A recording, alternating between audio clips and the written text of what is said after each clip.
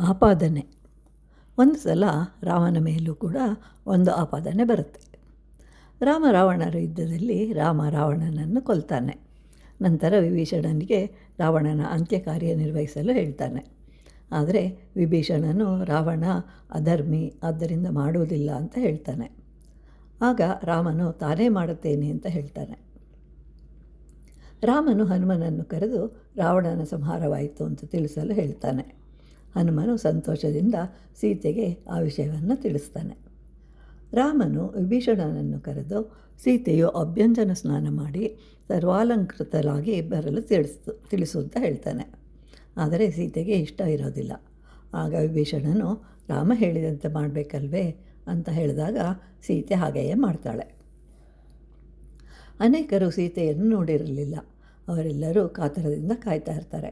ರಾಮನು ಹರ್ಷದಿಂದ, ದೈನ್ಯದಿಂದ, ದೈವದ ಮೇಲೆ ಕೋಪ, ಹೀಗೆ ಒಟ್ಟಿಗೆ 3 ಭಾವನೆಗಳು ಅವನ ಮನದಲ್ಲಿ ಮೂಡುತ್ತದೆ. ಮೊದಲನೇದಾಗಿ ಸೀತೆ ಬದುಕಿರುವಳು ಅಂತ ಸಂತೋಷ. ಆ ಸೀತೆಗಾಗಿ ನಾನು ಅನೇಕರ ಸಹಾಯ ಪಡಬೇಕಾಯಿತು ಅಂತ. 3ನೇದು, ಏಕೆ ನನಗಿಂತಹ ಸ್ಥಿತಿ ಬಂತು ಅಂತ.